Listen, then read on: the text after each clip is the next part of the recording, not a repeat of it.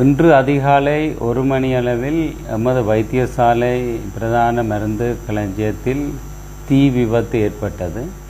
உடனடியாக எமது வைத்தியசாலை உத்தியோகத்தர்கள் மற்றும் மாநகர சபை உத்தியோகத்தர்கள் முப்படையினர் அப்பகுதிக்கு வந்து அங்கு ஏற்பட்ட தீயை அணைப்பதற்காக பல்வேறு முயற்சிகளை மேற்கொண்டனர்.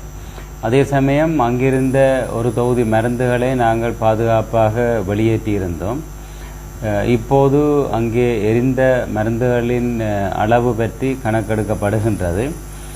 இதே சமயம் வைத்தியசாலையில் தங்கியிருப்பவர்களுக்கான மருந்து ஏனைய மருந்து களஞ்சியங்களான உள்ளக மருந்து களஞ்சியம் இண்டோர் பார்மசி மற்றும் கிளினிக் பகுதி அமைந்திருக்கின்ற பார்மசிகளிலே இருக்கின்ற மருந்து களஞ்சியங்கள் பாதிக்கப்படாதன் காரணமாக அங்கிருந்து வழமை போன்று மருந்துகள் வழங்கப்படும். இங்கு எரிந்த நிலையில் இருக்கின்ற மருந்துகளை நாங்கள் மத்திய சுகாதார அமைச்சின் மருந்து களஞ்சியத்திலிருந்தும் யாழ் பிராந்திய சுகாதார சேவை பணிப்பாளர் இருக்கின்ற பிராந்திய மருந்து களஞ்சியத்திலிருந்து இன்று பெற இருக்கின்றோம்.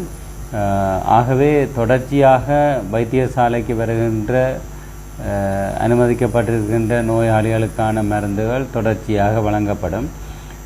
கணக்கெடுப்பு செய்த பின்னர் அதற்கு இதனுடைய இழப்பீடுகள் பற்றியும் கணிப்பீடு செய்யப்படும். இந்த தீ விபத்துக்கான சரியான காரணம் தெரியவில்லை.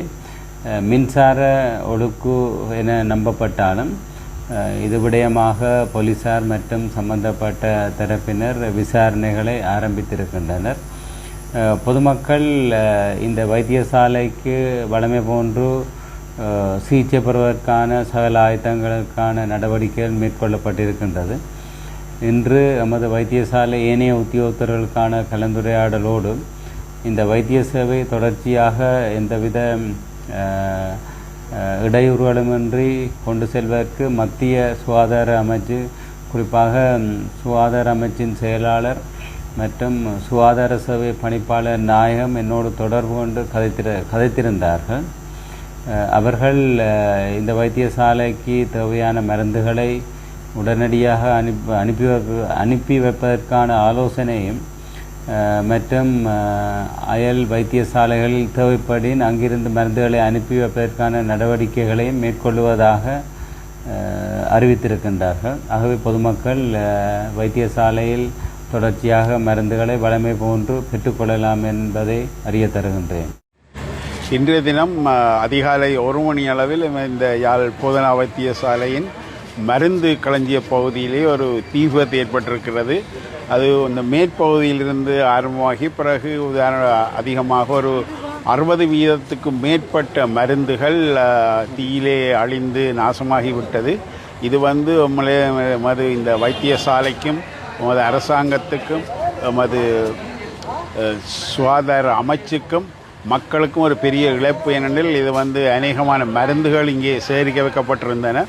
உதாரணமாக இந்த புற்றுநோய்க்கு பாய்க்கப்படும் மருந்துகள், சத்திரசிக்கு பாய்க்கப்படும் மருந்துகள், மற்றது இந்த நார்கோட்டிக் ட்ரக்ஸ் என்ற இந்த ட்ரக்ஸ்கள் எல்லாமே இங்கே தான் சேமித்து வைக்கப்பட்டிருந்தது. அது தீயிலால் அழிவிட்டது ஒரு பெரிய ஒரு கஷ்டத்தை தான் நமது மக்களுக்கு தந்திருக்கின்றது.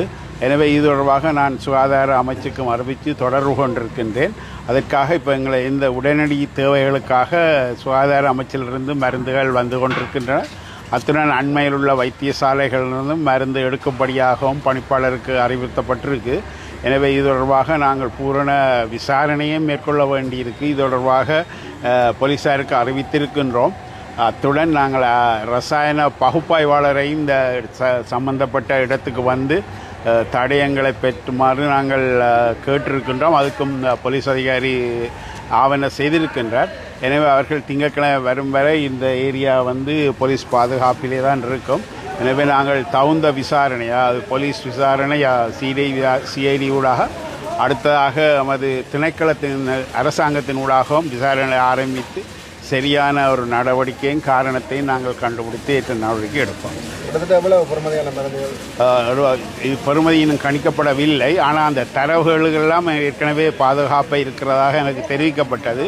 அத்துடன் இந்த கம்ப்யூட்டர்களும் எல்லாம் பாதுகாப்பாக இருக்கிறபடியால் இனித்தான் நாங்கள் அதுக்குரிய கணக்குகளை எடுத்து செய்ய வேண்டும். இந்த பகுப்பாள திணைக்களம் வரும் வரை நாங்கள் எதையுமே அழிக்க முடியாது. அதுக்காக எல்லாத்தையும் எடுத்து வைத்திருக்கிறோம். இதை வந்து அதை பார்த்த பிறகு தான் நாங்கள் மீதி நடவடிக்கை எடுப்போம். இப்போ வைத்தியசாலையில் உள்ள நோயாளர்களுக்கு போதுமான மருந்து வசதி, நோயாளருக்கு தேவையான இந்த இன்டோர் ஃபார்மசி என்றொன்றுக்கு உள்ள அதுவும் கிளினிக் மக்களுக்கு நோயாளியை கொடுக்க வேண்டிய மருந்துகளும் பாதுகாப்பாக இருக்கின்றன. எனவே அவற்றை நாங்கள் விநியோகித்துக் கொண்டிருக்கிறோம். அதே நேரத்தில் அங்கேருந்து மருந்துகளும் வந்து கொண்டிருக்கு. நாளைக்கும் வைத்தியசாலையிலிருந்து லொரிகள் கொழும்பு மருந்து எடுத்துக்கொண்டு வரும் அவசர தேவைகளுக்காக. எனவே பெரிய பாதிப்பை இப்போதைக்கு ஏற்படுத்தாது. இருந்தாலும் இந்த ஒரு நட்டம் மருந்துகளால் இது ஒரு பெரிய நட்டம் தான்.